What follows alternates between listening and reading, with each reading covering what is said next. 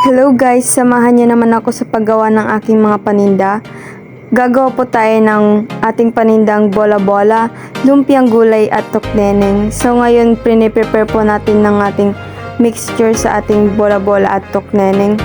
Maaga nga pala tayong gumising guys kasi nga para maaga tayong matapos sa paggawa. So yan, nag-slice muna ako ng mga gagamitin natin mga pampalasa sa ating mga mixture. Sunod naman ay ang ating mga ingredients para sa ating lumpiang gulay.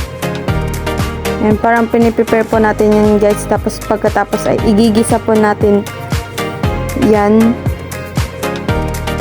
Habang ginagawa pala natin guys yung mga gulay ay sinabay ko na ding niluto ang ating itlog po para po sa tokneneng po natin.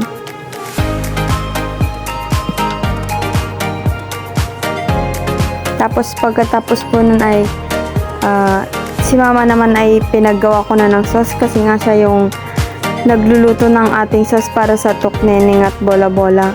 Kasi nga masarap si mama magluto ng sauce dahil siya yung nagturo sa atin kung paano gumawa niyan.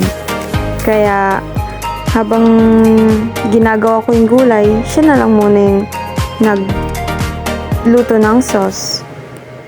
Ay, malapit na tayong matapos guys. Ayan, sinunod ko namang in-slice yung bagyo beans. So, yung gamit ko ngayon guys sa pag-slice is yung gunting kasi nga mas mabilis siyang gamitin kaysa sa kutsilyo. Malinis naman niya guys yung ating gunting. Ayan, nag-slice naman tayo ng carrots para sa ating bola-bola na tinatawag ding veggie ball. So, yan yung bola-bola natin or tinatawag na veggie ball. Next naman dito guys ay naggisa na tayo ng ating lumpia. At pagkatapos magisa ang ating lumpia, yan naman yung kakambal ko na nagluluto ng bola-bola at tokneneng habang ako naman ay nagluluto na ng lumpia dahil nga maagang may umorder na ng ating lumpia. So, ako muna yung naging in charge sa pagbalot ng mga lumpia. So, bali 100 pesos nga pala yung binili nila dyan. Ayan. Pagkatapos naman natin mabalot yung mga binili ay yan naman ay nagbalot na tayo ng lumpiang gulay para sa ililibot natin mamaya.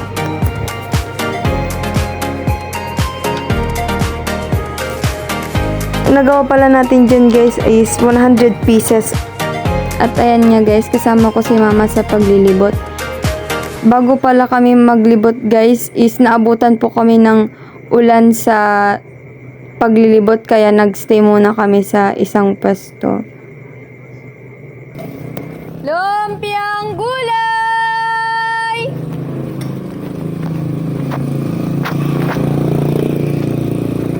Bola-bola!